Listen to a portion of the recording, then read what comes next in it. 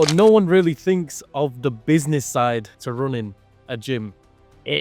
Sometimes it can be a nightmare. I was in there 7 days a week, opening, closing, cleaning, running the show, doing all that kind of stuff.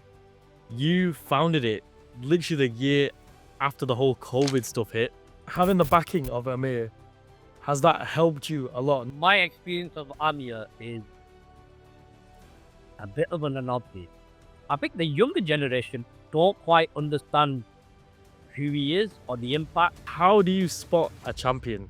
The ability to listen, the ability to take constructive criticism, the ability to be like, okay, yeah, I was wrong, that doesn't work. The biggest thing nowadays in the boxing scene is influencer boxing. Yeah, unfortunately. Essentially, it's just kind of like a wannabe promoter, just making money off young people. And, it's a bit disrespectful to the sport. And it's a bit disrespectful to the young people. Most people would have quit by now without that big break. Why haven't you? Why should I?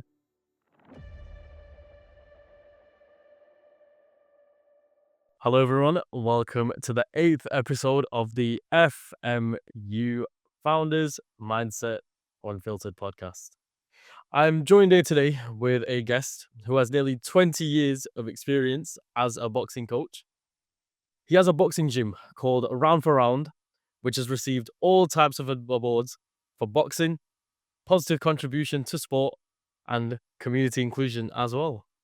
He teaches the youth of today how they can use their hands to become an all-time great.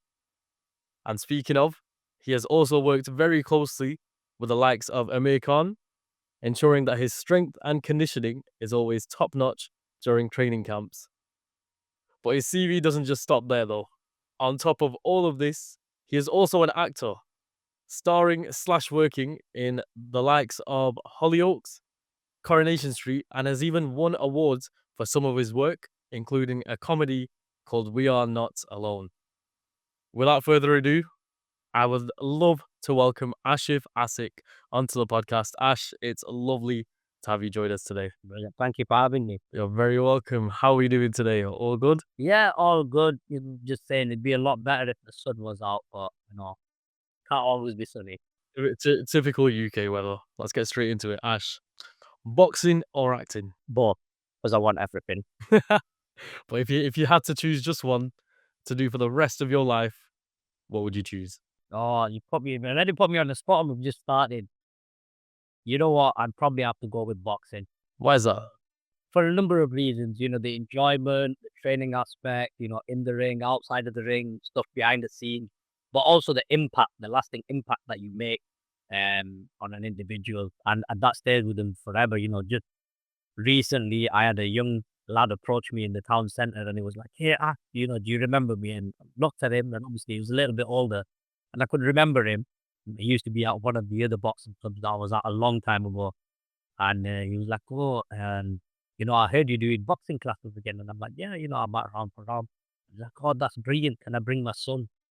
And in my head, he was still the kid that walked through the door doing boxing, and now he's got his own human being in his life. So, it just goes to show you impact generational. But yeah, Being in this industry for 20 years, that will come with memories. It'll come with hard work. But when did your love for boxing start? I'll give you a specific time, and it was 1990. I think Rocky 5 had just come out, and strangely enough, the first Rocky movie I watched was Rocky 2, and I was just absolutely blasted away with the story, even at at a young age. And my mum actually used to always keep up to date with the boxing, so she knew when Chris Eubank was fighting, or Bruno was fighting, or Nigel Benn, Barry McGuigan, all those OGs of British boxing, and just got into it from then. And over the years, a long time ago, there weren't that many boxing clubs. But eventually, we found one local, which was at the old London Girls Club, which was on Bart Street. So when I say that, people local will understand, because there was the old lads club and then the new one when they moved to the new site. And just got into boxing from there, and it's just kind of taken over life. Did you always want to be a boxing coach though, like from the very start? No. Obviously, like any young person, I wanted to be Rocky. It's as simple as that. I wanted to be Rocky Balboa and, going through the ranks and all that kind of stuff. But you know what? It's funny. So sporting wise, I was never picked for the football team at school. I was never picked for the cricket team. And the only thing that I was kind of good at was boxing and gym. And again, both those things, like late 90s, early 2000s, it wasn't really uh, something that a lot of people did, or it wasn't as popular as it is now. But as I got into the boxing, I remember the last year I was at school, I ended up not for the school, but for a club. I ended up being in a football team, a cricket team, a volleyball team, a hockey team, and that season won everything. And there was a point, I think around GCSE time, where I kind of figured out, okay, I can't really find what happens next, what's the pathway with the boxing. So I knew I wanted to do performing arts, so that was a given. But I was like, okay, what about this boxing stuff? Maybe if I'm not Rocky, maybe I turn into a young Mickey and be a trainer. And so yeah, so that's how I ended up pursuing that, because I always, wanted to do something in sports and fitness, but then I always wanted to do something in performing arts. So I thought, why not do both? And yeah, that was in 2003 and within 2025 now. So yeah, consistently, constantly. And the only time I kind of took my foot off the gas is when we went into lockdown. But even then, I was doing sessions online for free. So yeah, long time. See, from 2003 to now, that's a long time to stick to a career, and clearly you've done a great job. But what does it mean to you to be a head coach? That you're giving out your lessons to people and they're taking everything on. What does it mean to you to be head coach? It means a lot. It's very rewarding. It's very enjoyable.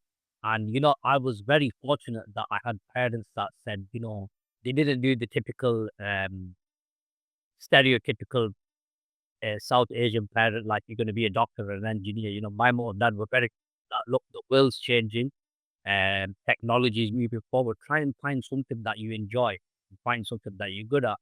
Obviously, these were the things that I enjoyed. My dad at the time couldn't quite understand. He was like, well, how are you going to make money from boxing? Obviously, he understood the business side of it more, because a long time ago, he used to do food for Nigel Benn once upon a time.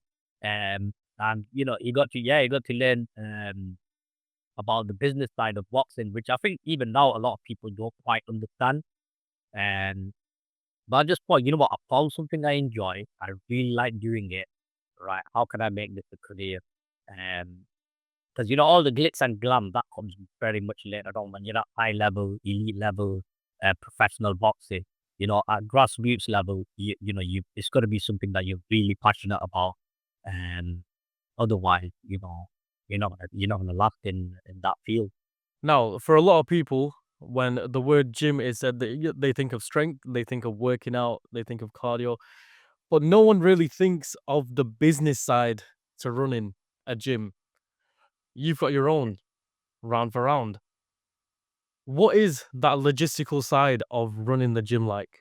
It's sometimes it can be a nightmare. I'm not gonna lie, and usually it's because something a surprise has popped up that you're not expecting. But essentially, we're based at the Amir Khan Academy, and we're very fortunate that I've got a history with Amir, and we've been friends from since when he was before even a household name. I'm talking like when we were 14, 15 years old, and it's kind of how Round4Round came to be. With the my co-founder and friend, Nasser Akram, we had a conversation and we were looking for a venue.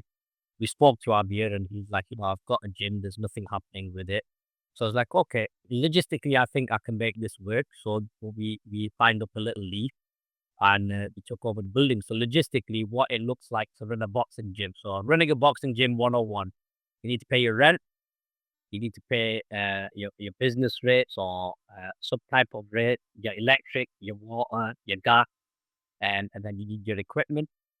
So boxing ring, bag, gloves, pad, skipping room. And then you also need to pay for your affiliation, your license. And then when you go to competitions as well, there's some expenses there. And then you've got your running costs as well. So, I'll give you a simple example. The ring canvas, so the material that's on the middle of the ring, uh, fantastic. We had a nice one that was there. It split straight down the middle, unrepairable. A new ring canvas with the sides, I think it cost us about £2,400. And fortunately, because we knew people and I've used people in the past over the years at various gyms, we managed to get a little bit of a discount.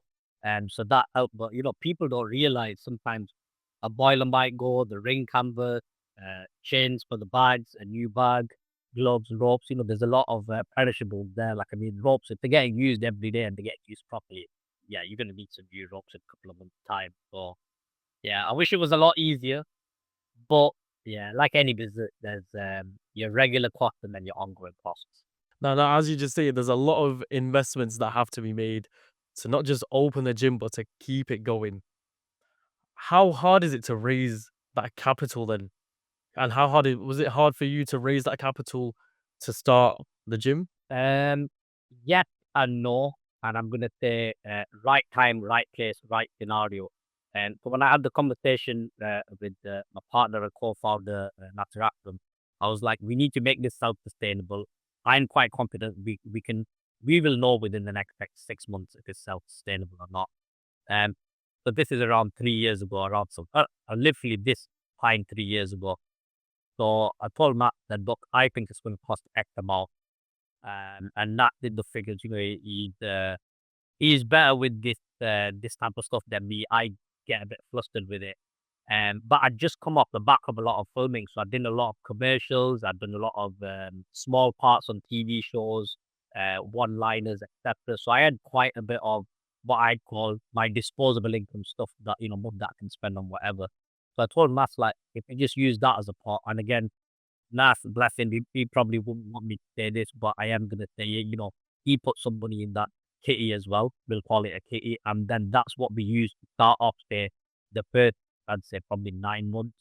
And because you have teething problems, it's kind of like a new business because Round4Round didn't exist 3 years prior. Obviously I had a history. Everybody knows me in Bolton. I've been doing it longer. And and then the history of the gym as well. I think some people were aware that it was a gym, and a lot of people either didn't know it was a gym or thought it was still closed. So, building that up and then eventually going back to posting, we had to have a system in place, kind of like a membership database with retail till together. So it gives you a breakdown of everything, people who've attended the most, etc. And that's how we built it up. Well, fair enough. But not only does it come with investments starting a gym, but it comes with a lot of sacrifices as well. What are some of the sacrifices that you've made to get to from where you were to where you are now? So if I start right from the very beginning, and actually from the beginning today, volunteering a lot of times, I have a inside joke with friends and people that come to the gym, which was I didn't know what weekends were until we went into lockdown. So I've never had a weekend off, unfortunately I'm a workaholic. And, earlier when you said I've been doing coaching for 20 years, kind of made me feel a little bit old. I was like, 20 years. But I don't know where it's gone. But yeah, literally. So when I started off coaching, I was like, I was really young. I was still a teenager, and I thought, especially adults, they're not gonna take me for face value. They're gonna be like, this kid can't be a boxing coach. So I volunteered my time as just a voluntary coach, and then became an assistant coach. Did that for a couple of years, still volunteering. Then worked my way up to head coach, still volunteering, and then eventually I started getting paid work.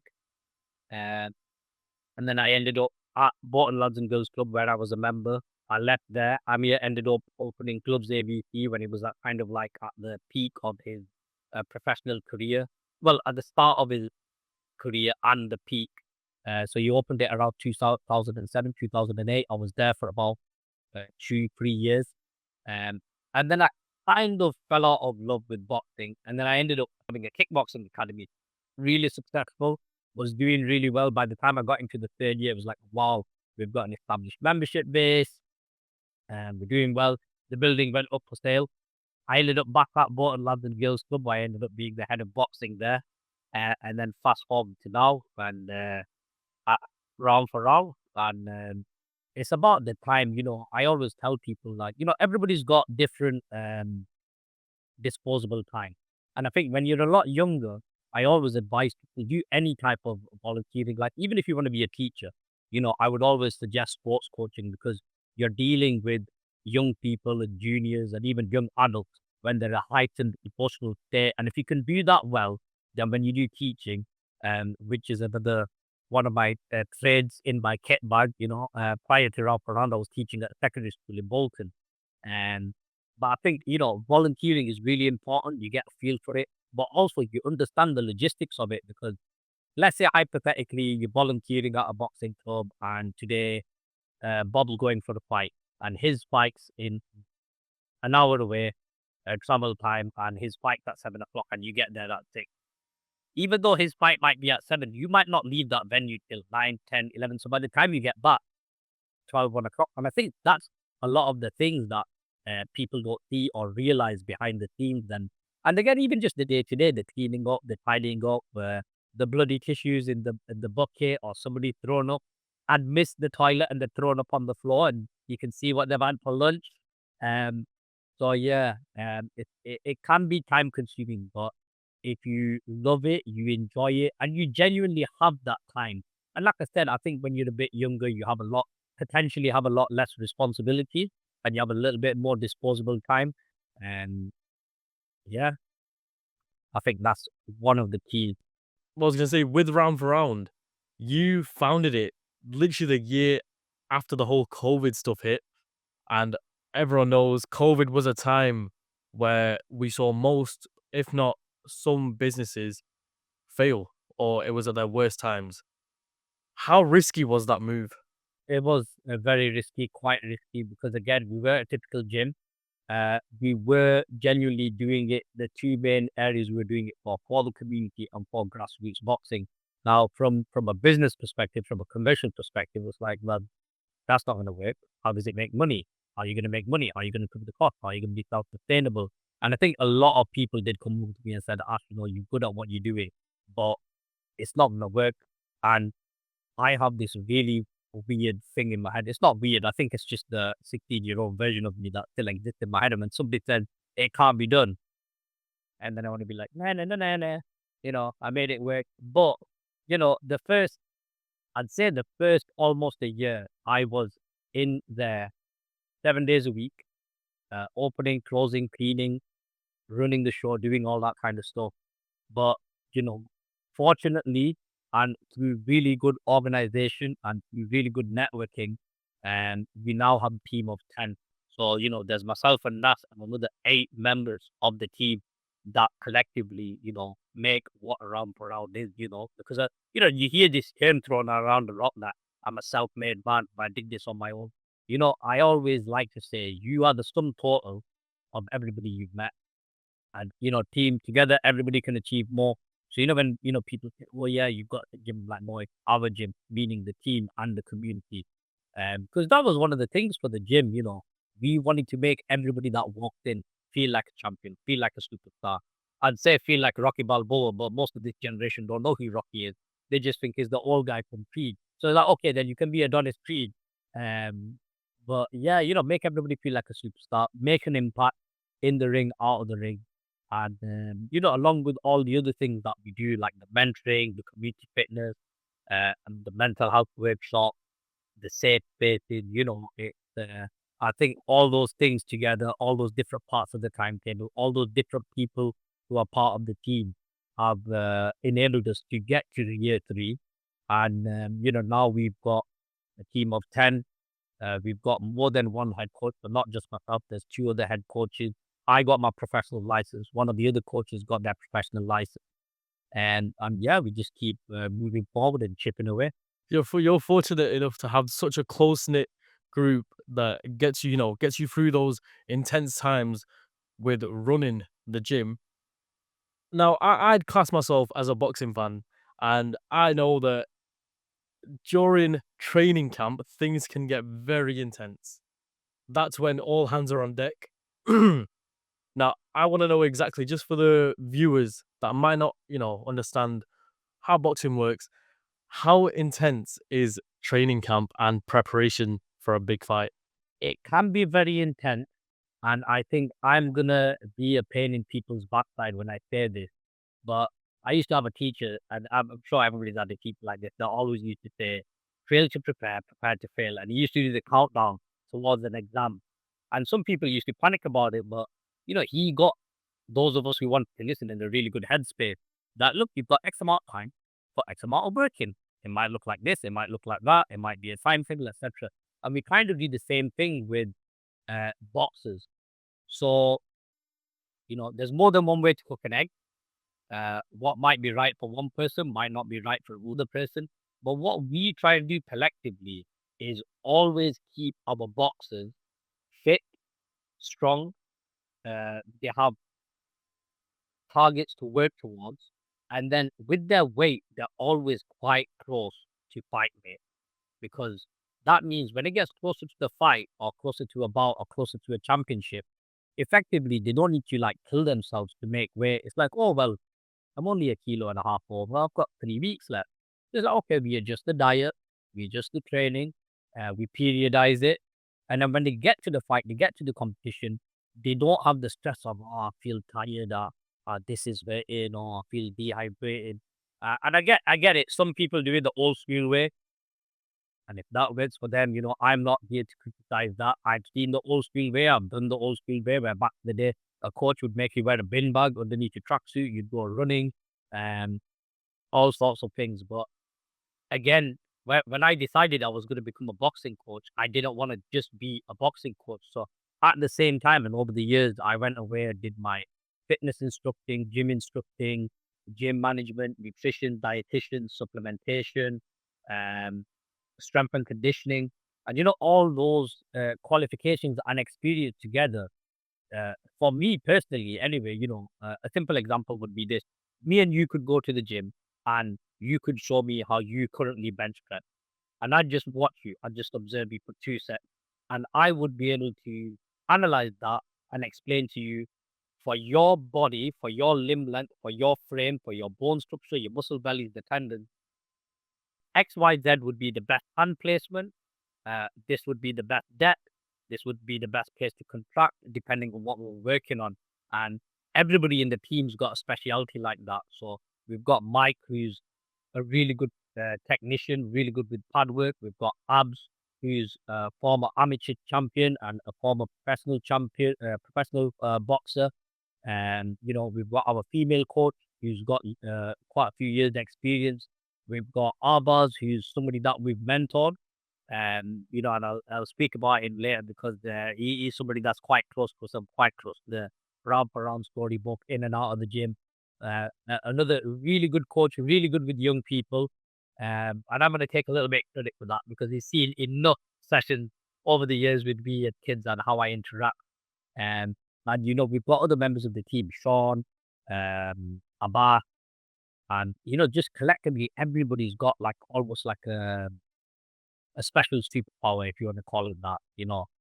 Some people are an all rounder. Some people are really good with pads. Some people are good with what's one. Some people are good with the technical side, the footwork side. But collectively, with that, I think we take a lot of stress off the boxer, and they kind of enjoy it a bit more. Which is, I think, why when people see us at fight and they see us in our nice tracksuits, not this one, I'll actually just grab the tracksuit, because we don't go out in luminous colors like this, but this is our team Oh tracksuit. wow, Yeah, and it's got the other that sponsor, that's MTS, really which cool. who's one of our volunteers, and his son fights for the club. And yeah, we don't go out in fluorescent colors like this. This is just me.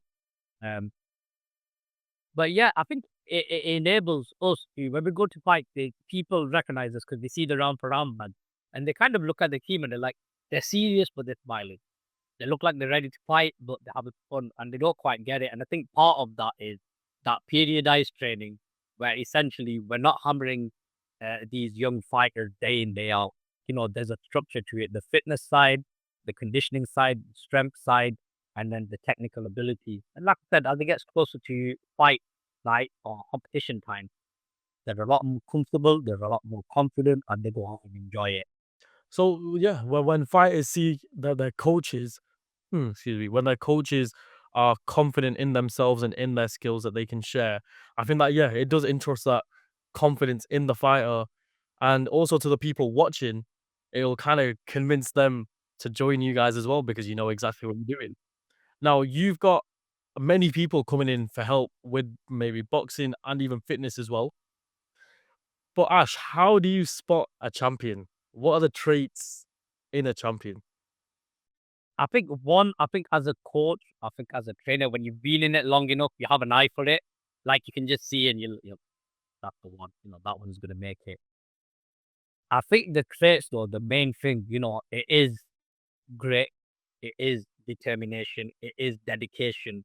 But one really like over thing a lot of people naturally say, oh, strength, speed, all those kind of attributes. But it's the ability to listen, the ability to take constructive criticism, the ability to be like, okay, yeah, I was wrong, that doesn't work. And if you have a young athlete or even a fighter at any age and they've got the ability to listen, to learn, and to practical application, you'll have a winner on your hands. Beyond that, becoming a world champion, etc. I always say this. Um, we kind of like we had Chris Eubank, we had Frank Bruno, we had Joe Calzaghe, we had Ricky Hatton, then we had Amir, and then over the years we've had other champions, but how long they stay in the game at professional level or how long they maintain it, etc. Again, it's to do with how they conduct themselves. So if they make the right choices in and out of the ring, and they have their listening skills and they have the ability to accept, what's black and white is black and white, and there's no real gray area. But if there is a gray area, talk about it, don't ruminate about it, and that's how to make your way to the top. Having the backing of Amir, has that helped you a lot? Not only for the outreach, but in other ways as well? I think it helped us. The main way it helped us is he provided a facility, and all the equipment was in there, so that ticked a lot of boxes for us. I think it's quite strange. So with the demographics and the people that come into the gym, essentially a lot of the young people, they kind of are aware of Amir, like the way we know him, the way we saw him. It was because for me, like, look, people forget this, but Amir was already very well traveled across the world when he was an amateur. So, fun fact, maybe people don't know this or don't realize it, but Victor Ortiz, Amir fought him when he was 16. And a lot of amateurs used to avoid Victor Ortiz, and Amir used to be like, oh, he's this Victor Ortiz guy. Why does nobody want to fight him? How about it? That was the type of mentality he had. And he had lots of, I call them fun times when he was an amateur. And then obviously he went to the Olympics. It was all over the TV. Even the whole nation knew him. He became the boy next door. And when he became a professional, everybody wanted to go see the fight. Like, how quick's the knockout going to be? I think the younger generation don't quite understand who he is or the impact. And then people around my age, so I'm going to say middle age. I don't want to say that word, kind of hurts, but middle-aged people, they know, they were there, they traveled, they watched the fight. And then you've got the older people that saw the story from start to finish. And I think that's because a lot of young people are kind of more on this kind of like misfit and current champions, and you've got to stay undefeated. If you lose a fight, that's it, you're done, kind of thing. But I think one thing the whole Round4Round has helped is bringing his AK legacy, bringing his legacy to the audience currently. So, it's kind of like, look, Amir was a young lad, local lad, like any of us. He was always out running, even though people were taking a myth out. Oh, look at him, he's running in the street. He thinks there's going to be this, he thinks there's going to be that. He stuck to it. Teenage years, I'd say from 13 to 16, literally traveled the world, Asia Championships, European, uh, Asia, Germany, you name it, he'd already traveled there. Went to the Olympics when he wasn't going to go because they changed the age rule for him. And when he came back, his life changed. And it just goes to show that if you pick whatever that thing is, whatever that hobby is, whatever that sport is, and you stick to it for long enough, it can take you places and showing that legacy. And sometimes I explain to the young people, like, a lot of young people now, they don't have that same, I can't think of the word currently, but you need to be consistent with something long enough. You need to be dedicated to it for long enough. But, I try and use current examples, but in the past, I've used examples like Van Damme, Stallone, Schwarzenegger, Jason Statham, Jackie Chan, Jet Li. But I think young people don't quite know who they are. They oh, it's the old guy in Fast and Furious. So then recently, I've been using IShowSpeed, because if you look at him, when he first started his streams and his YouTube and all that, he only had a couple of viewers. And even in one of his videos, in his interviews, kept sticking to it, and the views grew. And now look at him. You've got some random young person who's a social media celebrity. The guy ended up on WrestleMania, man. So, sometimes you think, I trained my whole life, I do wrestling. I don't even get to do a WWE that much. And my guy's got on WrestleMania. But, that's what it goes to show, that if you stick to something, you're dedicated, you're hardworking, you can make it. And yeah, now we've got a new generation learning about Amir's journey. And, it's nice when he pops down. He was here last week. I don't think he managed to pop over to the gym, but usually when he's down, he comes to see the kids, seeing the young people. And then it's nice for them to feel like a real life celebrity, a real life athlete. And when he shows them things, he still got good speed on him. Um, and they're like, wow, ooh. So it's a good real life example.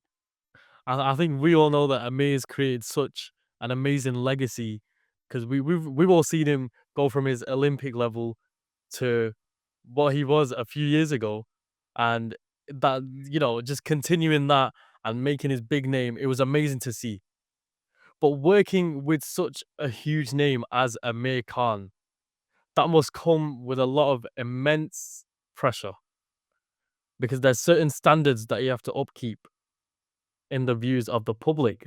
Yeah, I mean, first of all, I'm a really one of those anomalies. I like working under pressure. If things are too easy, I don't like it. Um, and I think even with or without, the AK legacy, round for round, you set that standard from day one. And then obviously because we're at the Amir Khan Academy and the gym has a history, we wanted to say that, look, this was the gym, and now this currently is the gym, and this is where we're going. So, we're telling that story, we're sharing that experience, and yeah, effectively, we are sharing that responsibility. And, sometimes it's fantastic and sometimes it's really challenging. But I think the impact we've made in 3 years and the difference we've made, in and out of the gym, in 3 years, we managed to get the Bolton mark, which is like a gold stamp of approval as a sports club.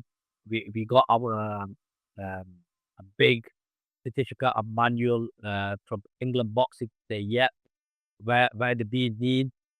And we've won quite a few awards. And, just going up the last season, I think we had around 12 amateur bouts. From those 12, we got 10 wins. From the two losses, one was a bit controversial. One was one of the fighters got to the final and unfortunately didn't win in the final and got 5 boxer of the night of one, and we got scouted twice. So there must be something we're doing that's right, that's working.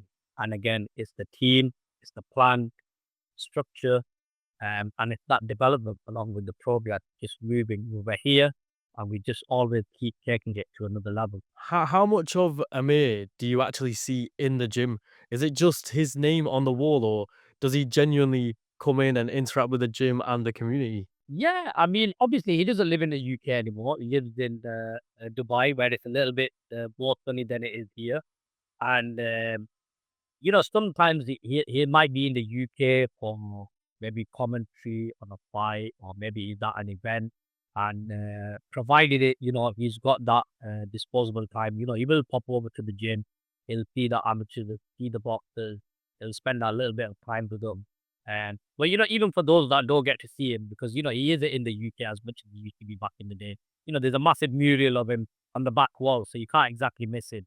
And there's loads of fight posters everywhere. So whenever anybody asks, if like a little kid says, "Oh, Anna, who's that?" And then, we show up then video with him, we both watch this video, etc. So, Fair enough. Now, just a question between me and you. This is something that I want to know. Obviously, now as I mentioned before, Amir's built such a huge legacy, and we see him as the dedicated, confident guy that he was, but just before he retired. But was he always like that? Was he always dedicated and always listened? Because for some reason I see him as a young chap, a cheeky chap, doesn't listen that much, but obviously his results proved everyone wrong. I mean, if I want to be a really good salesman, I'd say you have to buy the book and find out more. Um, but you know what? My experience of Amir is a bit of an anomaly, meaning, so I'm a workaholic. And fortunately, touch wood, fine of God, even though this is not a brilliant thing, I can still burn the candle out both ends. Because in my head, I'm still like 26. Amir is very similar. So trying to be selective what I say here, just thinking I don't want to get in trouble. But I'll give you an example. Amateur training camps, when you go away, it's fun, it's exciting. You're going to a different town, a different city. You usually get put up in a hotel, and you're with some of the lads, etc.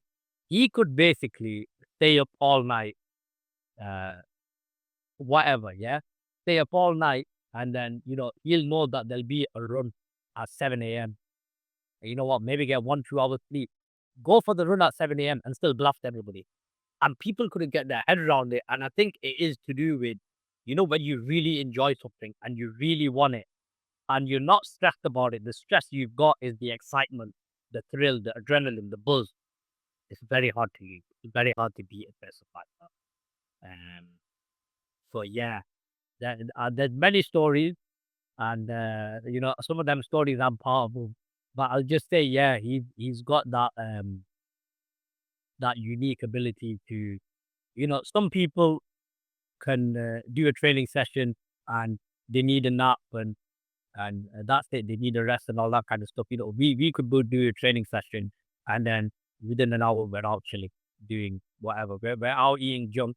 The funniest one, and I always explain this to people, that you have to understand people are different. But like Cristiano Ronaldo, he spent a lot of money as he got older on nutrition and what's the best food and what digests quick, etc. I remember, and this affected me, but it didn't affect him. I remember there was one day where um, he was coming to my gym. He was coming to Lads Club. So Lads Club used to be in an old building, and then in the early 2000s, it moved to this mega facility. And we were like, wow, this is good. 14, 15, 15. Wow, look at this place. It's got a gym, it's got a dance gym, it's got a boxing gym. And that day, he'd been invited to come down for sparring. And because he used to be at Berry ABC. And obviously, that's how we got to know each other, because when he used to come for sparring and stuff, I used to be like, oh, wow, there's another Asian person doing it, because there weren't that many people from ethnic backgrounds in boxing at that time. And obviously, we got to know each other. And that particular day, I can still remember it was a Wednesday. The weather was nice. And he's like, I'm going to cook to your gym today anyway. Why don't you cook to my house to eat? So, now we're in the day and age of what do you eat pre-workout? What's your pre-workout meal? I kid you not. Went to his house, mum was there, hello auntie, etc.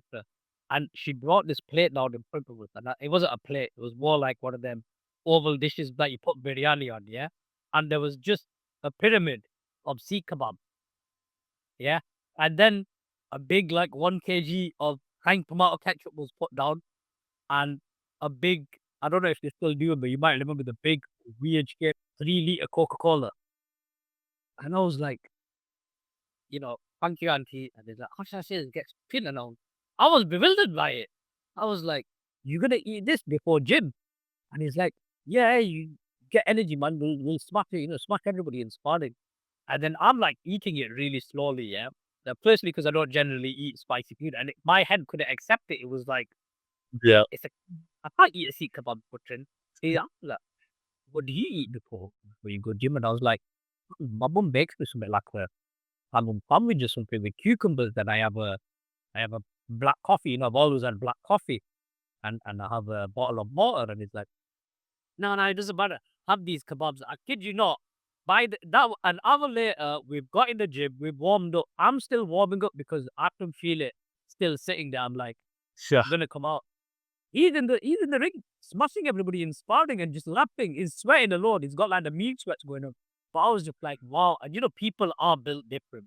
So yeah, he's just built different. If you look at him now, he's in still fairly decent shape. He still looks well. So yeah, either he's just a bit of an anomaly, or it's Yeah, a I metabolism. might start eating sea kebabs now before workouts. I That might be the way. no, I don't suggest it, but I don't know. Somebody might watch this podcast and take a snippet of it and manipulate it and say, "This is what you do before the gym."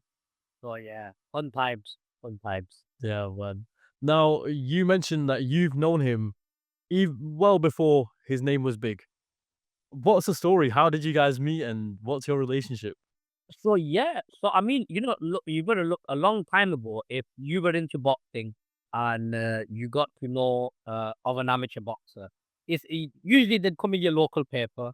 Then they'd be in one of few magazines, Boxing Weekly or Boxing Monthly, and there'd be a picture. You got to remember, this is pre-social media. I think when we first got to know each other, I had the internet at home, and there was two other people in my year group that had the internet. So there was no social media. I think we had MSN Messenger. That was as good as it got for communicate. And like I said, I used to go to the Bolton Lads and Girls Club and getting into boxing. And I think I'd seen him in Boxing Weekly or Boxing Monthly, and I thought, oh, cool, there's a local lamb. And I'd never come across him. Obviously, we went to different high streams. And then I realized, like, semi-regularly, he'd come for sparring, or like before a big championship or competition, he'd be at like our gym a lot more. And two things, watched him, and from the beginning, like, to me personally, and this is not hyping him up or being his best friend or anything, I was just like, this guy's gonna make it. The one thing that he definitely had on his hands was the speed. Because you'd watch him hit the bag, or you'd watch him hit somebody in the ring, and you'd be like, okay, did I see that? Did that just happen? It was just blistering hand speed. And we got talking, and then I think there was a time where I kind of stopped boxing for a little bit, and that's when I started getting into the like gym for like building yourself up. Uh, and then the gym he used to train at used to see me there, and he was like, "Oh, are you turning into a gym bro now?" I was like, "Yeah, for a little bit. I'm gonna got a bit tired of getting punched in the face and going on with a fat lip, so." Yeah, we just got it was that love of training, because even till now, I think when I catch up with him, he knows when I catch up with him, it's a general chill, a general chat. If it's food, we're both foodies. If it's gym, he knows I'm a gym freak. If I had the choice of going to an event or going to the gym, I'd probably pick the gym.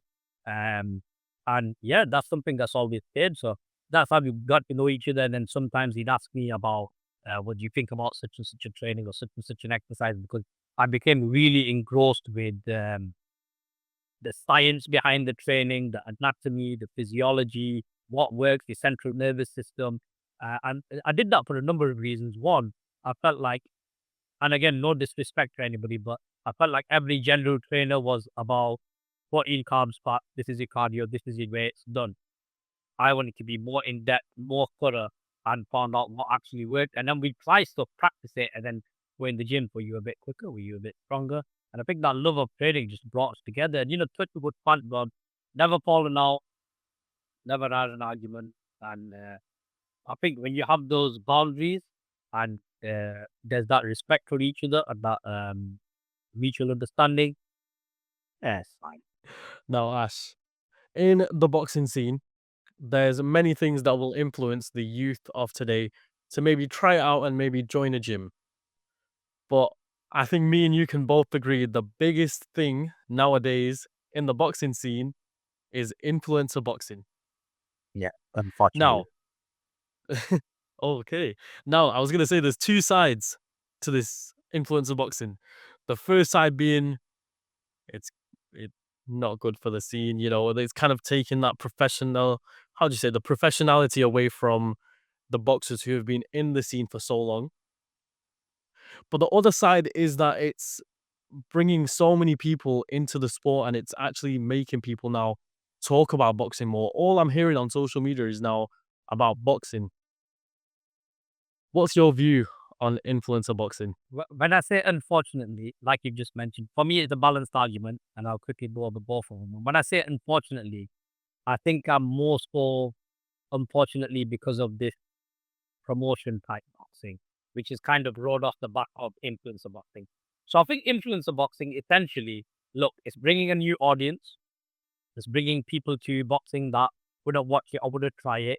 And from a business model, it makes sense. You're using people that have already got an established base.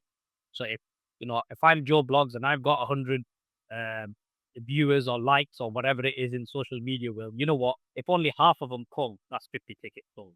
On a simple thing. But the other side of the coin is they've not earned their strike. And there's a lot of yes people and a lot of hype men and a lot of hype gyms that want to jump on the bandwagon. And you've got young, impressionable people.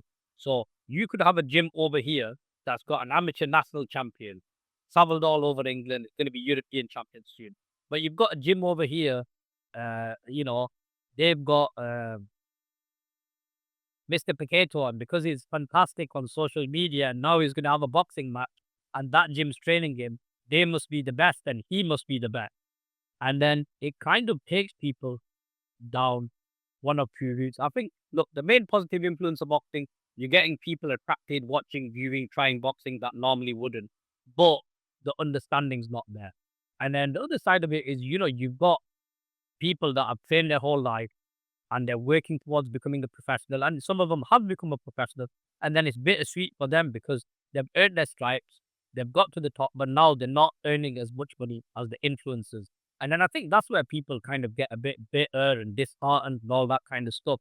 But then at the same time, this is where I try and make people understand that you need to understand the business. When you're an amateur, all the promotion, well, you getting promoted kind of gets done for you, because you're in the newspaper, you're in Boxing Weekly, you're in Boxing Weekly. Now, because of social media, YouTube, you're getting interviewed, etc. But how do you become marketable after that? You know, have you got a promo team? Have you got a social media team? Are you building a base in your town, in your city, in your village, and then expanding outwards? Have you got fun videos? Because, the old school way of, look at me, I'm a boxer, this is my training, this is where I live, this is what I'm going to sleep. There are not as many people as excited about that than compared to the people that want to see the highlight reel. And it is that demographics of 16 to 24. Why? Because they're on their phone 24/7. They're on social media 24/7. They're not just on one social media platform. They got Insta, they got Snap, they've got TikTok, they've got Twitter, all open at the same time, and they're all linked. And that's that fast paced world we live in now. So my pet peeve is this promoting fight boxing that kind of come off the bandwagon of influencer boxing. To a certain extent, if you have to compare and contrast, I'd like to say influencer boxing is a little bit more professional. They've got the right people, the medic, the insurance, the venue, the promotion from a business point of view, from a health standpoint of view. But when you get these promoter type influencer boxing, I'm talking about not misfit influencer, your general social media influencer. Again, it's a lot of young, and I'm not saying this disrespectful, but it's a lot of young, naive people getting almost suckered into it to then be part of it, whether they're fighting on it or whether they're watching on it, being a part of the audience. And you've got people that train in whatever gym for 8 to 10 weeks and then have a scrap, if you can call it that, with somebody else who's trained for 8 to 10 weeks. And essentially, it's just kind of like a wannabe promoter just making money off young people. And, it's a bit disrespectful to the sport. And it's a bit disrespectful to the young people. Again, you can say, oh, well, nobody's forcing them. But if you've got a guy that knows this guy's popular, he's got this many friends and he's this popular in social, well, you know what? If you come on my promotion and you sell this many tickets, I'll give you a cut. And it's usually under the guise of charity, it's for charity. But again, as a balanced argument, I can understand what attracts a young person to do it because it's kind of a shortcut. Why do I need to be an amateur and win all these championships when I can go on that and that video is at 50,000 views? And, I'm going to have my 2 minutes of fame. But the repercussions and the impact nobody talks about because let's say the other side is, let's say you get knocked out. Somebody makes a meme, somebody makes a remix, somebody makes a snap, somebody puts it on social media. Then it gets sent around. Nobody talks about that side of it.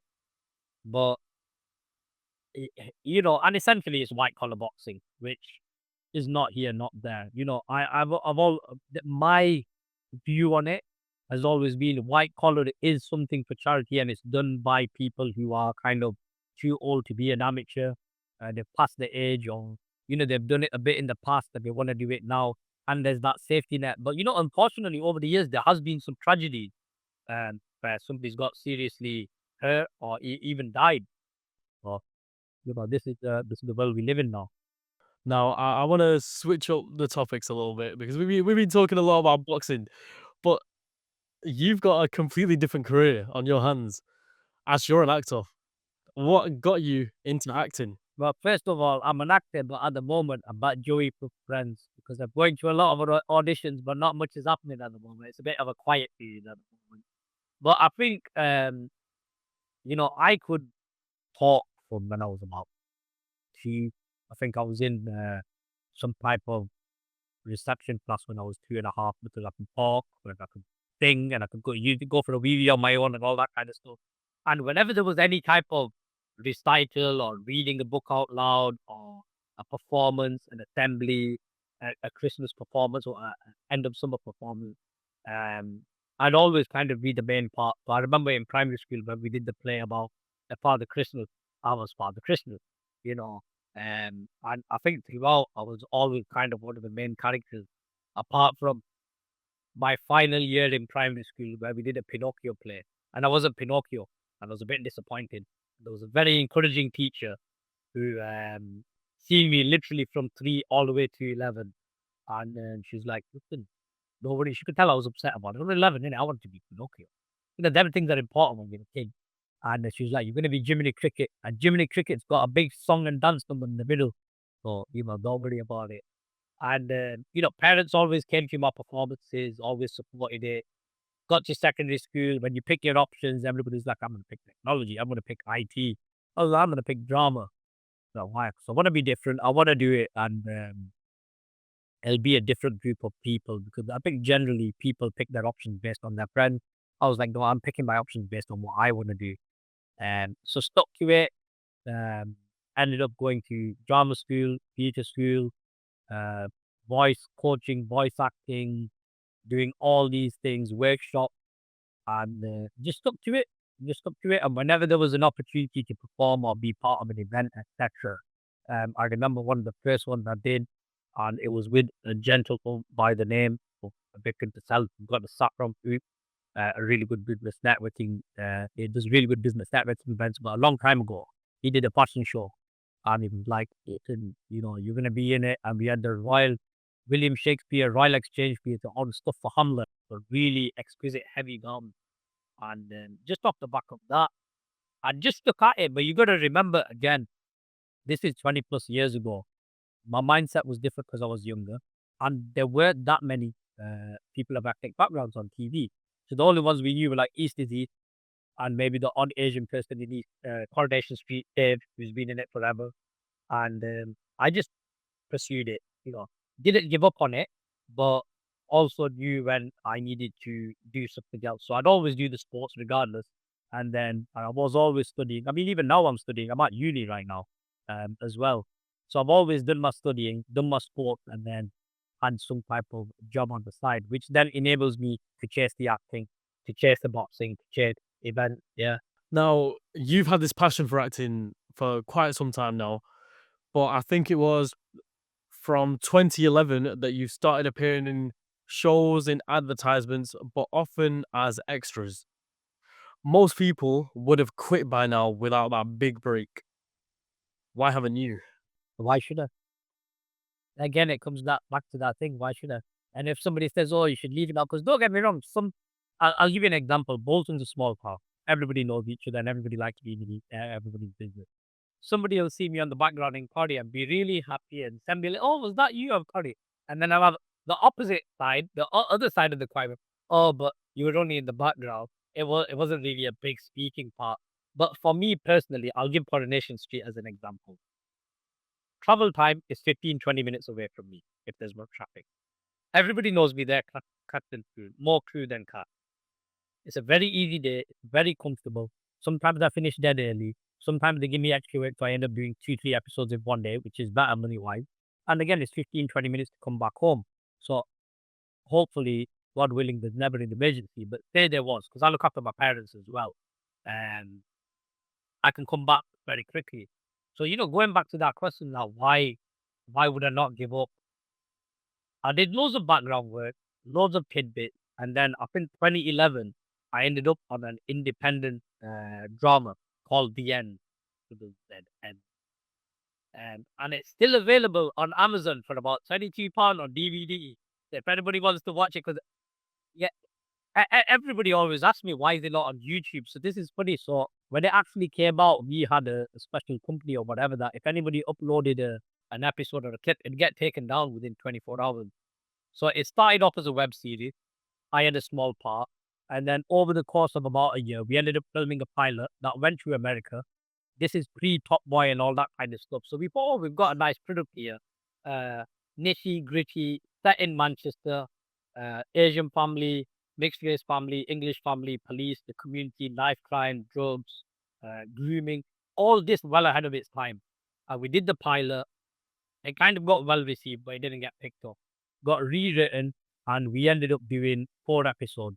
Those episodes ended up on my channel, which was a channel that you only had if you had a Skybox. So okay, a little bit of success here. It ended up getting, again, well received, and then they were asking for more episodes. And then we thought, okay, maybe we're onto something here. So again, edited it, wrote more scenes, wrote more episodes. Ended up with 10 episodes. And then for some reason, and I can't remember quite exactly because I wasn't in charge of that side of things. But we ended up on a channel in Spain and Australia. So I had like my cousins in Australia saying, "Oh, we've just seen you on TV." And I'm like, "No, you haven't." And they're like, "Oh, yeah, you had a shaved head and you were fighting and you were screaming." I'm like, "Oh, yeah, that sounds like me." So again, we had some success with it. And then I ended up with the main role in it, as well as writing for it and producing some of it, scout locating, because again, why not experience, learn stuff behind the camera as well for the pot. This will come in handy for me for the future. And we ended up giving it to a distribution company. They ended up putting it on a 2 disc DVD set. We ended up with 10 half-an-hour episodes that then got condensed down into more like 1-hour episodes. I believe we were the #1 DVD drama seller in HMV that Christmas. But then HMV went bust, so nobody knew about it. And then we were in Filmmaker Monthly because we were the first drama at that time to be shot with a specific Canon camera that was in HD because HD had just started. But again, because not everybody had a HD TV, nobody really knew about it. And then I think we were going to go on BBC Three, but BBC Three ended up going on live, so that didn't happen. Then we were going to end up on E4, but because of the DVD sales and it was already in HMV, it was online, that fell through. So, had really good experience, loads of story, loads of content, and obviously I look a lot younger on that one, a lot more darker hair. Now it's all grey. But then, yeah, I kept doing the background work, kept doing odd little bits. Shameless was another one where I kept getting asked to do little parts on there, and I kept saying next time, next time, next time. Eventually, when I ended up doing it, I only got to do 1 episode on the final series, but you can blatantly see it me. But it's funny how history repeats itself. So I'll quickly mention 2 things. So Brassic had quite a few calls for that. And again, got a call a couple of months ago and I politely declined. And when the episode comes on, everybody will understand why I said no, because the scene was a little bit too exciting. But again, it was the same thing. It was one of the last episodes on the final series. And, that happened with Shameless. Now with The End, kind of similar to like Top Boy. And obviously Top Boy did really well, but we did well on DVD sales. This time last year, I finished filming an independent production, British production called The City Is Ours. But it's only a couple of months ago that This City Is Ours came out on BBC. But look at the kismet, look at the destiny. Mine is set in Manchester, 2 families, drugs, crime, all that kind of stuff. That one is the same thing, but just set in Liverpool. So now when people like talk about mine or see mine, they're like, you copied them. Like, dude, we finished filming when they started filming. But again, it's that thing of right time, right place, etc. But even with that, I was only meant to be background, ended up with one of the main roles, ended up producing a couple of episodes and writing for a couple of episodes. So again, that good experience, and now it's at a point where it's in post-production. So, hopefully it goes somewhere. And for whatever reason, whatever happens with it, everybody's got show reel, everybody's got footage, um, everybody's got something to gain from it. With it, I'll put it on YouTube and they can watch it for free. Or do you think the ends would have been bigger than Top Boy then? Because to me, I'd rather watch the ends than Top Boy. Thank you, thank you. And you know what? I genuinely would say, and a few people that know me, and a few people that have actually watched it.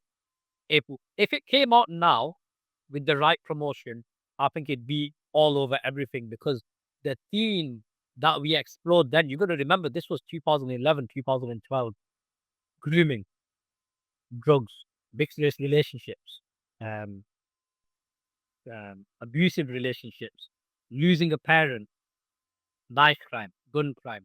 We did all that then. Look how prevalent it is now. And in the series, we don't glorify it or glamorize it. You show this is the impact, this is the consequences. Even mental health wasn't a thing then. We showed the mental health impact, how, you've got one of the girl characters that's like pretty and she's dressed up and she's always partying.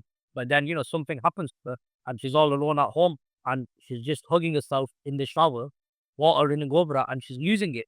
We explored a lot of themes where, again, it was just too ahead of its time, I think. And I genuinely think, if it did come out now, it would smash it. But again, right time, right place. Would you say that being around studios while acting and doing so many shoots has helped you with people skills? But that's a big thing with boxing coaching as well. You need people skills. You need to be able to talk to people and kind of open up into their feelings. And so, how has that helped you on the entrepreneurship side? 100%. I mean, not even just the filming. I've started going to a lot of networking events as well. I've started getting back into events and just being in different environments with different people, different backgrounds, different skill sets. And you can then have a better understanding of maybe how to approach somebody or which style you're going to speak to them, etc.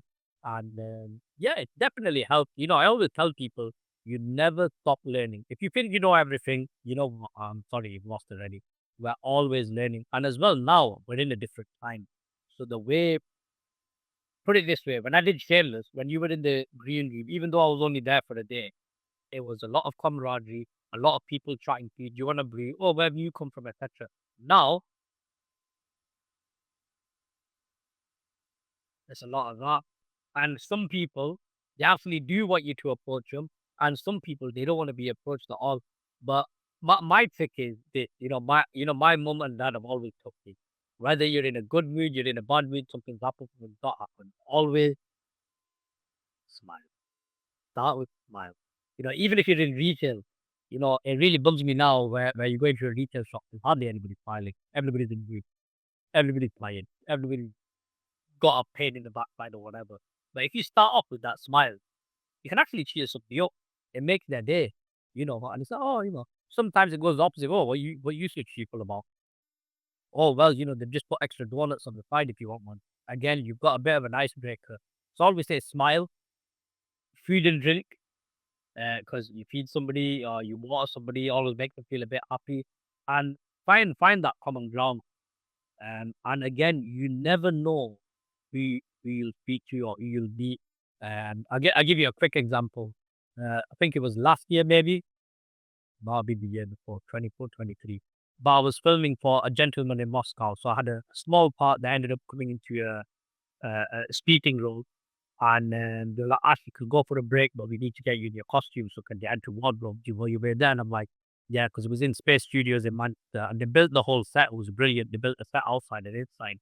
And there was a guy next to me walking. And I was just like, oh, it's a bit, it's a good weather today. So I'm going to grab a coffee out of it. What you want one?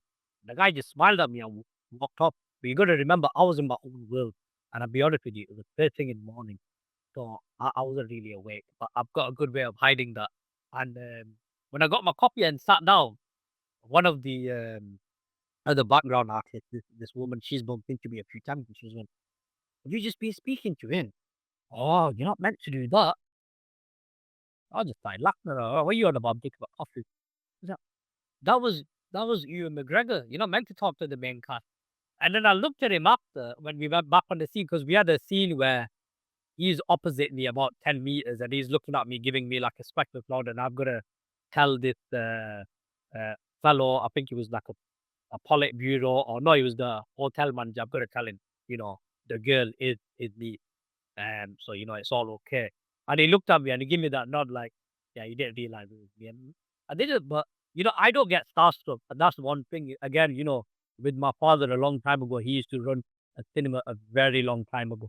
And growing up, because of my dad, I met quite a few like Hollywood actors as well, like when I was really young. So I've never really been starstruck. I've always just cool and calm. Or, if I've zoned out because I've had too much sugar, or I'm still half asleep, then I've probably not noticed who it is. But that happened to me a couple of times. I remember many years ago, I did Mount Pleasant, and there were a very attractive lady talking to me and having a joke. And then I was like, oh, I'm just going to go get my food. And she was like, yeah, come on, have your lunch with us. I was like, oh, yeah, I will do. And that time I was, I had to be in the mood to sit around, because sometimes when I'm eating lunch, I just want to be on my own. And again, one of the guys that was with me was like, hey, how have you been chatting to her? Why are you having your lunch with her? And I'm like, I don't know. I was just chatting to her. We finished the scene and she was talking to me. I was like, oh, that's I don't know what her name is now, but it used to be Samantha Janus. She used to be on EastEnders. I think she was Ronnie Mitchell or something. Yeah. So but sometimes I don't have that eye on. I'm just talking like we're all colleagues. We're all filming. So yeah, that happened quite a few times. And I've met quite a few like famous faces. But I think the next step eventually, if it's not TV, I think it'd be trying to get into, even if it's background. I mean, I don't mind. I mean, some people might. I mean, just with anything, you come across people that are a bit negative and a bit moany, whiny. Like I remember I was on a shoot maybe 2 months ago in June, and it was a commercial. Really nice summer's day when we had when the start of the good weather. Um, and because they had to change the schedule for the day, we were meant to be filming first. It didn't happen. So instead of filming at like 10 a.m., we didn't do anything till 3 p.m. So what's that? 5 hours. Didn't do anything. Bear in mind, could sit outside, got a green room, unlimited fresh food, drinks, coffee, snacks, and just had somebody that was really negative. Oh, I've been here all day, not done anything. Oh, this is boring. Oh, I'm getting wound up sat here, and I'm like thinking, there's nothing to be negative about. You know what I mean? But you do come across people that are like that. And I think somebody actually mentioned to one of the young people said, "Oh, actually, you should do like a little blog on do's and don'ts when you're a background artist." And I was like, "Yeah, I might. You know what? I might actually do it." But you come across some strange characters. Like some people are dead excited to be there, and then you've got the opposite, where some, "Oh, I don't need to be here. I'm just doing it for the sake of it." And then you've got some people that just really, really like negative, like, "Oh, I've not done anything all day," and it's like, dude, you're still getting fed water and paid. There's no negative about this scenario whatsoever. But again, smiling has worked in my favor, because sometimes somebody from the crew will go scanning the room and they'll see me just, yeah, you know what, we'll have you. We're going to put you in the scene and you're going to talk to the main character. And then, why have they picked in? And, I have to tell them that. I said, you know what, because I'm smiling in them. It's as simple as that. Smile can change a person's day. So, And that's what I yeah, say. Kindness goes a long way as well. There we definitely, go. definitely. Now something else that you tried out as well, and that's actually on YouTube, is the real show. Tell me about the real show and why you didn't carry it on. So the real show, I think I did some type of this is how you can tell I'm not up to date with social media. One of those videos where you're eating, it's like a sound Yeah, thing, and the mukbangs. yeah, I did one of those, networked a little bit, and then it was like I had a conversation. It was like, I think we were still in lockdown as well. So it was like, have you got the equipment? Can you do it at home, etc. And I'm like, yeah, I've got enough equipment.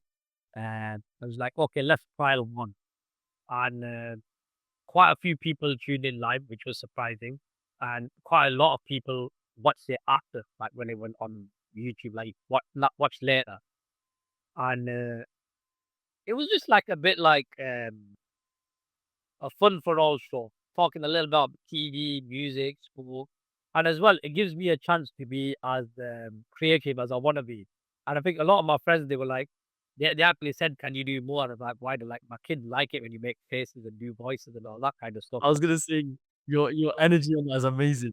Good with voices. That even at the gym with the kids, I'll be like, "It's me, Mario," and I'll do random stuff, and because it gets people attention and it gets them laughing, and when you get people laughing, they feel good. So did one, and then ended up doing two, ended up doing a couple, and then I think what happened was it was kind of at the tail end of uh, lockdown, and as we were coming out back into like normal outside world, and by chance, so I don't think I mentioned this before, but after the end, I kind of stopped doing filming completely. I thought I'm just going to focus slowly on sports. And when I say stop, I mean I gave it a pause only because I was at that time still trying to chase getting a main role. And after the end, it kind of left a weird taste in my mouth. I'm like, right, let me put it on the back burner for now. And then obviously now because of social media and the internet, and it's easy to access information compared to before. As soon as I came out of lockdown, around the time of the real show, I got myself an agent, got myself some headshots, got myself a show reel, and I was ended up being out of 30 days filming 50, 20 days a month. And sometimes it conflict with when I do the real show on a live stream, etc. So I kind of had to put that on the back burner because every week I was, all over the UK, sometimes even London, sometimes even getting gigs abroad as well for commercials. Um, and again, it's just time consuming, especially when you're traveling a lot as well. Your shoot might be today, but because of the commute, etc., it ends up being 2 days, a day and a half. So yeah, that was the end of the real show. And then as well started round for round. And then we were doing a lot of lives on round for round as well. So yeah, it's always just one thing after another, one thing after another. And sometimes you've got to kind of cut loose a few things because genuinely there's only so many things you can fit in a schedule. So yeah, but it was fun. It was fun. I like doing it anyway. It gave me a chance to be, yeah, it gave me a chance to be an absolute lunatic and show everybody my really bad singing voice as well. No, it was amazing. It was amazing. Now, Ash, I want to switch it up just a little bit. Um, we were talking about before the influence on the youth. Now, another big influence on the youth, apart from what they see on social media, is who they grow up around. For example, if you're surrounded by, let's say you're surrounded by rich people, that mentality of being rich will always be engraved in your system. But there's also the opposite of it. If you're surrounded by the poor, that might also be engraved in your system as well. You've got a program called I'm actually not sure what it is. It at risk, the at risk program. Yeah, You've so got a we've got a program. How couple. was Yeah. Now, how has your at risk program saved a young person, and why do you do it? So you know what? It's funny because not just that program, got quite a few programs like the knife anti-knife campaign, women safe space, girls safe space. We've got quite a few, and what a lot of organizations and the council have found interesting is when we started round for round, we actually started all these things regardless of these organizations because we knew there was a need for it, and nobody is and I'm not saying this in a negative way or a derogatory way, but nobody is consistently, constantly delivering these things. I think a lot of time, and again, it does come down to cost and time and where it's going to be held. I think sometimes these type of programs are only run for X amount of time in X location. We decided we're going to run it 24/7, whether people, come on board or not. So what we've done is, part of them programs, the at risk, the knife crime, the drug awareness, even domestic violence, which again is a bit of a touchy topic, a bit of a taboo topic as well in our community because people don't really want to talk about it. Is we wanted to show the young people that even some of them that come through the doors don't even come for the boxing; they come for these programs. We want to show them that look, okay, this is how it's meant to be delivered. We'll deliver it this way. But also, we want to let you know that we get it, we understand it, we know why people are attracted to it, why people get involved in it. But you know what? We also you've seen the A side of life. We now want to show you the B side, and we understand your frustration. we get why you're peeved off. We get why you're angry all the time. But you know what? We're here to listen. We're here to support. We're here to nurture. It doesn't mean we're going to tell you what to do. And I will always tell people this, even through mentoring. What I tell people is they'll come up to me with a problem. I'll come up to me and I always tell people, don't give me one problem, give me 10. I won't give you the solution, but I'll give you options because I want you to open your mind, understand it, and then make an educated decision either by yourself or make an educated decision because you know what? You didn't just get your information from mom and dad and brother and sister and your cousin and the neighbor and the dog. You got your information from everywhere. You got all the sources. You made sure it was genuine information. And now you're making the best decision for you because it's your life and the repercussions are gonna become on you and the successes are gonna be on you. So yeah, again, it comes back to this. And I think sometimes a lot of adults and a lot of professionals, because the urgency on delivering, there's not as much listening. And with the youngsters today, more than ever, it's a combination of they feel like they don't have a voice or they feel like nobody's listening to them. I think before it was, you don't understand. You don't get me. Now it's gone even worse. It's like nobody's listening to me. I don't have a point. So as soon as you listen, you've made that connection, then a better understanding, and then not to be there to say this is wrong, don't do this. Okay, I get it, I understand it, but you know what? A, B, C, and you know what? As well, yeah, you decide. And come back and let me know. And but yeah, with the mentoring and even with these schemes, we've made an impact on so many people. I just came across a young lad. I mean, he's still young. He's early 20s, but wrong time, wrong place, wrong group of friends. Kind of did smart targets with him. Literally bumped into him on Monday afternoon and like, Ash, you know what? Because of people like you and the team, he goes, you remember when they asked me what I want to do? And I said I want to be an engineer. And I think a couple of adults or whoever they must have that's gonna happen because at the time he'd only been in the country for 4 months. He's doing engineering at uni. He's in his final year. He's got a job. He's got a car. He's got his own apartment. You know, that's one of many success stories. We've got another young lad who, um, lots of challenges. Worked with him, worked with his brother, worked with his father. He's now joined the armed forces. Passed all the tests, smacked it, joined the armed forces. And even Urbaz, who I mentioned earlier, who's one of our coaches, and I know he doesn't mind me telling this story, but I'll give you a quick breakdown. Uh, I mentored him from when he was about 16, failed his GCSEs, limited English, not a lot of friends, parents on his case, the typical, hedge payment, the stereotypical Asian scenario, my dad paying you X, Y, Z.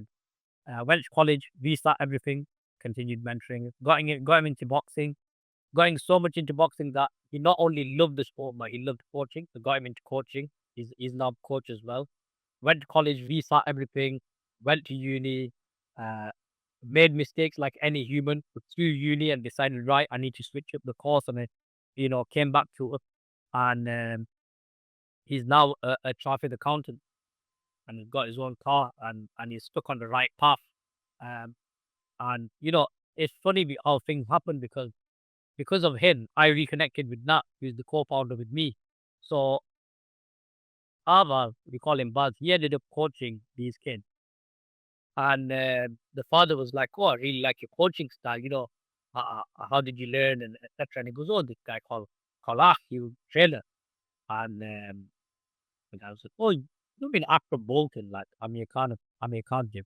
Like, yeah, and it was nothing. And we'd been friends for like 15, 16 years, but we just lost contact. I mean, my bad because I've broke a million pounds. I mean, if you look at the state of my phone now, it's battered as it is. And I've changed a number of million times. I've been lost touch, but you know, I was ended up getting mentored by him, and then we reconnected and round for round. So, everybody is interconnected somehow. Even one of the other coaches, Mike, he used to coach with me 20 years ago, and the connection is he's really good mates with Nat. And everybody's got a connection somewhere. It's brilliant, it's like a spider's web. But we run these programs, and the main thing is to make a difference. And the other side of it is the consistency. So when we started round for round, no grants, no funding, No kind of support from anywhere or anything. I was like, I've run these programs before, either at a youth club, a community center, school, pastoral, and everybody together with their skills. I was like, let's put this in the timetable. Regardless of whatever, every week we will deliver this. I will deliver it for X amount of week, and then there's a little celebration where we'll get everybody to eat, share their stories. Again, feeding people pizza, make everybody happy, unless they don't like chilies on the pizza. And then we repeat it, and then we start adding more things to it. So yeah, that program, knife, drug awareness, and bullying, staying safe online, and social media safety. There's so much we've done. And I think, to be honest, we probably need to highlight what we do a little bit more, because some people come in and like, oh, we didn't even know you did that. But genuinely, we always have at least a dozen to 20 people attending. So again, makes an impact, and it's very rewarding as well, just knowing that you're making a difference and you're raising awareness. So, you know, we always want a positive outcome, but now people are better informed and have a better understanding. I feel like doing these programs is such an important thing when it comes to boxing as well, because nowadays some people turn to boxing as a cry out to help in a way. For some women nowadays, they turn to boxing because, as unfortunate as it is, they have to have some sort of self defense against some certain men that might abuse their strength on them. For males, there's an increase of male suicide growing rapidly each year, not even each year, each month. And it's horrible.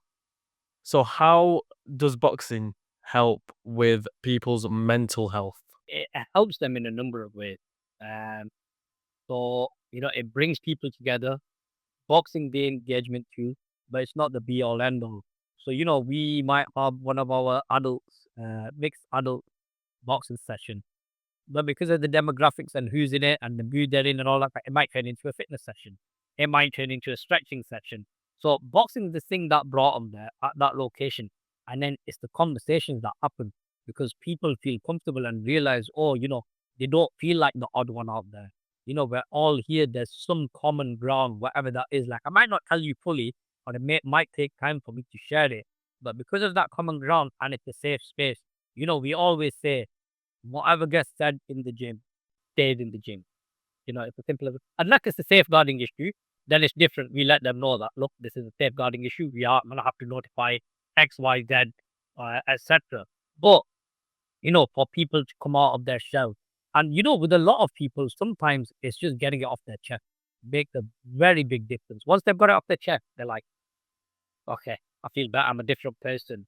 And I hate to use myself as an example with the young people. Sometimes I do use myself as an example, and I think, because I've got that youth working background, I've been a pastoral lead, I've done counseling, I've done psychology, I've done child psychology, etc.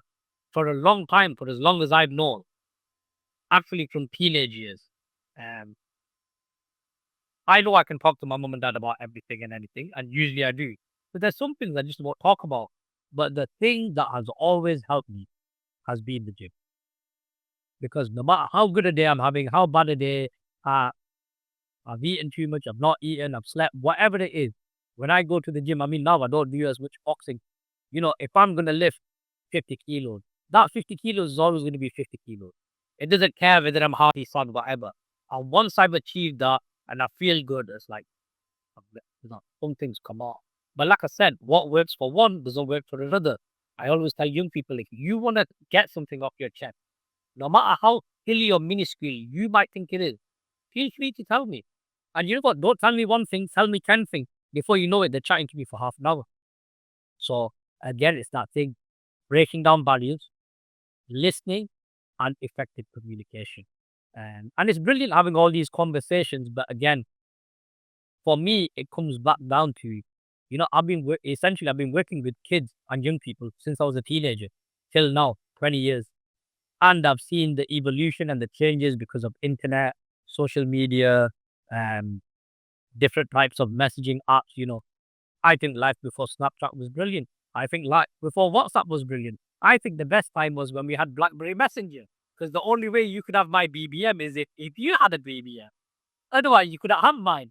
So, but things change at a different time. So you've got to adapt, improve, and just be a little bit malleable. You can't stay stuck and say, "Oh, well, back in my day, we did this."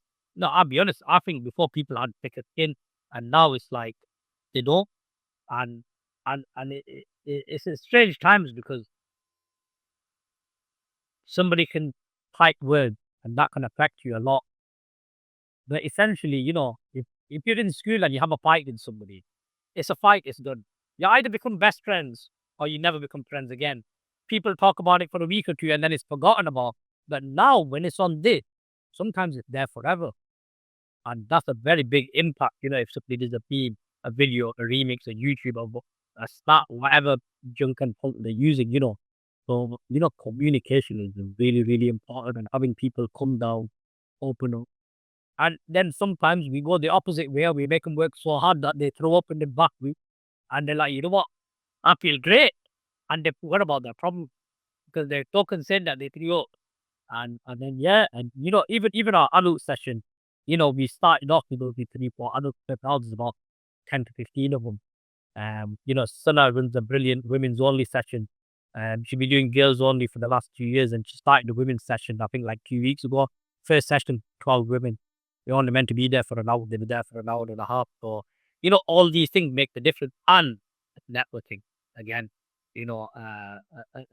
one example would be I always try and encourage parents to stay and watch because we have a viewing gallery that's separate from the gym. So safeguarding is all good and they can oversee what's happening. And went upstairs to do, chat to some of the parents and mom. Oh, you never guess what? This guy's my neighbor. I'm like, how did you find out? It's like, oh, because I seen his kid there and he seen my kid and he's like, oh, what, such and such a kid do then. Because I just realized he lives a door away from me. I'm like, how long have you both lived there? 10 years. I'm like, you guys have been neighbors for 10 years. And because of this, that's what's brought you together. Otherwise, you would have never have known. So, yeah, communication. It's an amazing thing, man. Listen, tell me about Round for Round and what someone joining can expect. So, round for round, we're very proud to give you a gym that makes an impact one round at a time, both in the ring and out of the ring. Whether you want to be the next Anthony Joshua, or whether you're just doing it for fun, health, fitness, self-defense. Really easy to join. We have a website where all the details are on there, round4round.co.uk. You can go on there and can sign up for the free membership. So you fill all your details in and you've got a membership for 12 months. That doesn't cost you anything. And then when you come to the gym, you have a choice of pay as you go. So pay for the session or you can pay for the month. And we have different classes. So we have some for fun and fitness. We have some classes that are more geared towards competing for the boxers. We have sparring days. We have events. And we have open gym sessions as well where maybe you just want to come and do your own thing. Because we've got a little working area as well. So some people just come and get their biceps bigger and all that kind of stuff. And yeah, we've got a quiet space as well. So some people come with their brother, cousin, sister, neighbor, whatever, and they go chill upstairs and while the others train. And we're open 7 days a week. The timetable's online. Check the website out, check the Instagram out, and yeah, just pop in anytime. We always welcome people to come down and have a go. Guys, we will definitely put Round for Round and Ashif's details in the description below. If it is something that appeals, please feel free to drop him a message. But Ash, what's now the vision for Round for Round? So the vision is bigger and better than ever before. So, we're working on a few things. When I say bigger and better, I mean everything amplified and scaled up. Timetable, resources, what we're currently doing that's working, improve on that, and starting to tap into other things as well, like performing art. And so we've got something that we're working on, where I'll quickly mention this one. So performing arts, drama, acting, it's not accessible to everybody for a number of reasons. There's a number of barriers to participation, location, cost, etc. We're going to effectively do kind of like a crash course and on all the different types of performing arts. So it's kind of like a boot camp for performing art. What's the outcome of that? They get a bit of they get a certificate, they get content, it gets documented as a documentary, they get lots of footage, they get a show reel, they get a headshot, and off the back of that, there's actually a production attached to it where everybody who attends that will have some form of a role in the production, and anybody that stands out, they'll they will get a main role in that production, and that production is a true to life comedy um, around mental health. That's a little bit different. That's not been done before. So that's something in the pipeline. With regards to the boxing, we're going to look to expand our current amateur boxing team. So we're having a lot of boxers like doing trials if they're going to be part of the Round4Round amateur team. We currently got one pro boxer who had their first pro fight about 2 months ago. Maz bin Saud. He's having his next pro fight at the end of August.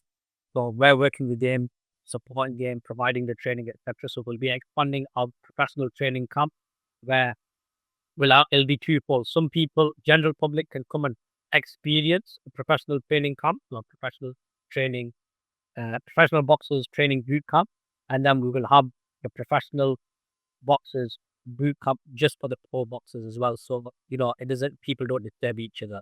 Same thing with the boxing. We're going to have try train sessions. So try, but it's just for fun. Don't want to become a boxer. You're just doing it to look good. You're doing it for content. You're doing it because, I don't know, your cat and your dog out won't really like it. So you want to impress them.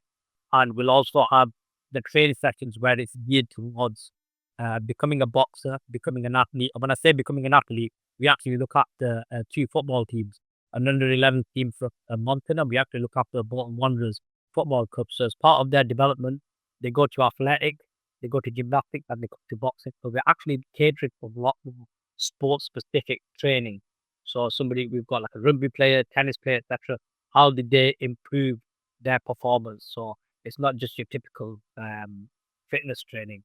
Again, with all the other programs we do alongside that, like even more recently, we're doing a litter pick. So we're doing stuff that in and outside of the gym. So when we had our tagline, it's not just the tagline making an impact both in the ring and outside of the ring. We're literally doing it physically. So clean gym, clean environment, neighbors are happy, community is happy, whether it's the plants, the grass, the litter, local animals, and even having days where people get to experience where, support dogs are a really big thing now. People have mental health dogs. And I think again, stigma with our community is some people are afraid of dogs. So breaking down those barriers as well. And hopefully we'll be doing our first home show towards the end of the year. So again, you guys will be invited. And yeah, we've got something in the pipeline. All I can say is watch this space. I can't wait to see it all happen. I can't wait. Listen, Ash, as a closing tradition, we ask every guest that comes onto the podcast to vocalize any pain points that they may be facing in their business, in which maybe some of our community can either offer their services or even give you some advice on how to overcome it. So, Ash, I would love to give you that same chance to do so. If you have any pain points or anything that just might, you just need some advice on something. I think in a nutshell, I'm all about networking.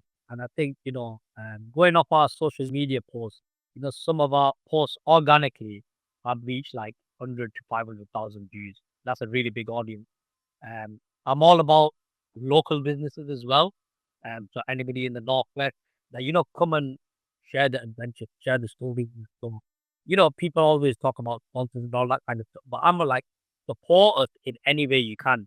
Maybe with a repost, maybe you do want to sponsor one of the boxes, etc. So I welcome anybody to just come down, have a look at our journey, and if they want to be part of it in any capacity, we'd be more than happy for them to be part of that journey. To the guys watching, you heard it from himself.